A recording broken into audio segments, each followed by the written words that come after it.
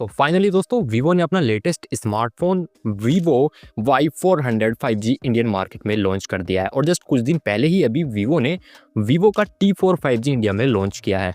अब दोनों एक ही सेगमेंट में आते हैं, देखते हैं दोनों के अंदर कहाँ पे आपको अच्छे स्पेक्स मिलते हैं। आपको वीवो का T4 लेना चाहिए या फिर आपको वीवो का Y400 लेना चाहिए। तो हेलो दोस्तों, मेरा नाम है रोहित और स्वागत है आप सभी का एक और लेटेस्ट टेक वीडियो में।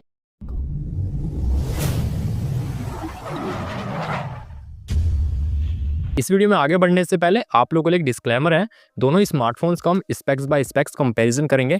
ऑन द पेपर जो ब्रांड स्पेक्स देता है उसके अकॉर्डिंग कंपैरिजन करेंगे। लास्ट में बता सकता हूँ आपको कि आप कौन सा परचेज करना चाहिए, आपको कौन सा बढ़िया है आपके लिए। लेकिन जब भी स्मार्टफोन परचेज करना होगा तो वो डिसीजन पूरी तरह से आपको होगा, क्योंकि ये कोई स्पॉन्सर वीडियो बिल्कुल भी नहीं है। चलिए स्टार्टिंग करते हैं दोनों स्मार्टफोन्स के इनबॉक्स आइटम से। दोनों स्मार्टफोन के बॉक्सेस में आपको हेडसेट मिलता है, अडेप्टर मिलता है, USB केबल मिलती है, सिम इंजेक्टर टूल मिलता है, फ़ोन केस मिलता है और कुछ यूज़र गाइड देखने के लिए मिल जाते हैं। यानी कि दोनों स्मार्टफोन के बॉक्सेस में आपको प्रॉपर चीज़ें प्रोवाइड की जा रही हैं। और अब बात करते हैं दोनों स्मार्टफोन की डिस्प्ले के बारे में। Vivo Y400 के अंदर आपको 6.67 इंचेस की एक full HD plus AMOLED display मिलती है। इसके अंदर 120 हर्ट्ज का रिफ्रेश रेट है और 1800 नीट्स की पीक ब्राइटनेस है। ग्लास के बारे में फिलहाल कुछ अता पता नहीं है।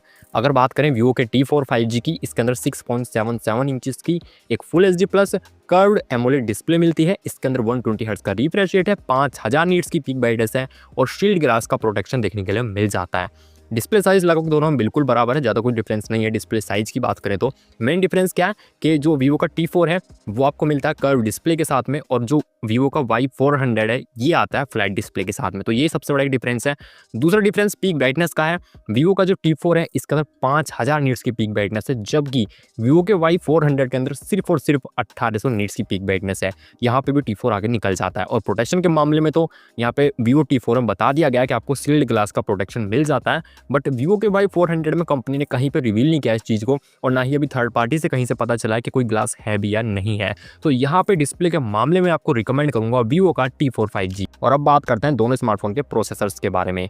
Y400 के अंदर आपको मिलता है स्नैपड्रैगन 4 Gen 2, जबकि वीवो के T4 के अंदर आपको मिलता है स्नैपड्रैगन 7S Gen 3। दोनों के एंथुसियास्ट स्कोर्स की बात करें, Y400 का एंथुसियास्ट स्कोर आपको लगभग मिलेगा 4,30,000 के आसपास।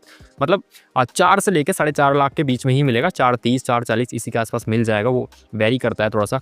और अगर हम बात करें दूसरे स्मार्टफोन की यानी कि T4 की, इसका एंथुसियास्ट स्कोर आपको मिलेगा 7,97,000 प्लस, यानी कि लगभग 8 लाख के आसपास।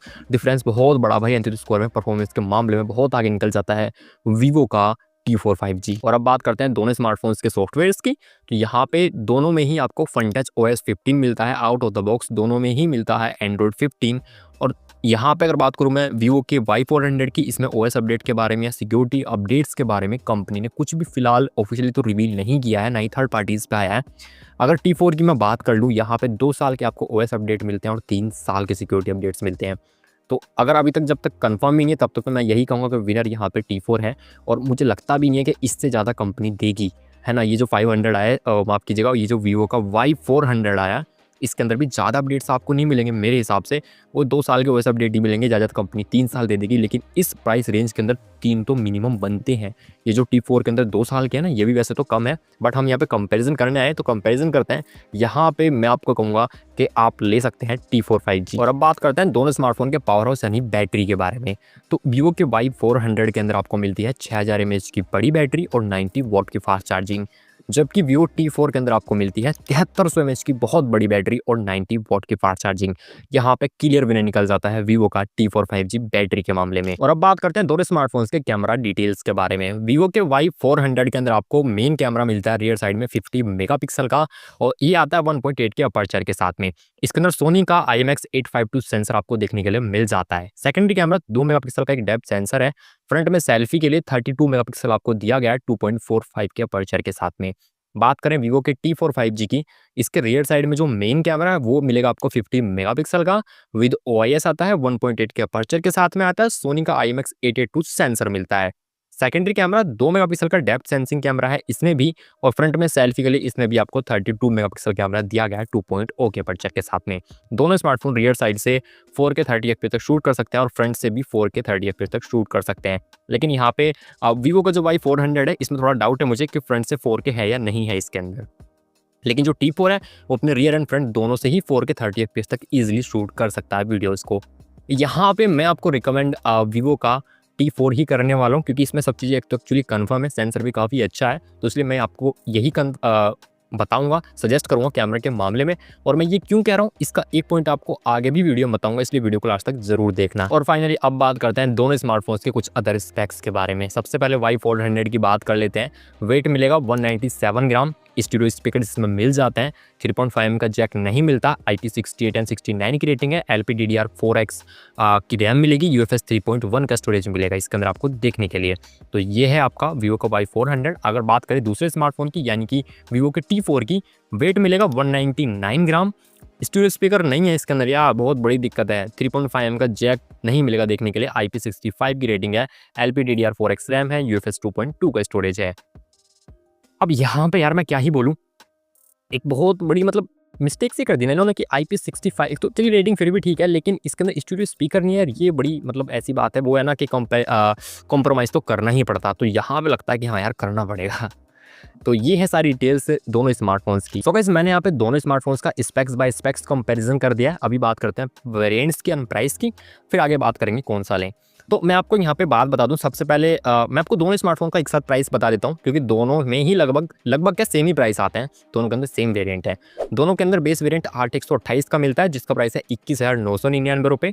दोनों के अंदर सेकेंडरी वेरिएंट मिलता है 8/256 का, जिसका प्राइस है 23,999 रुपये। दोनों स्मार्टफोन्स के रेट यही है, बिल्कुल सेम है।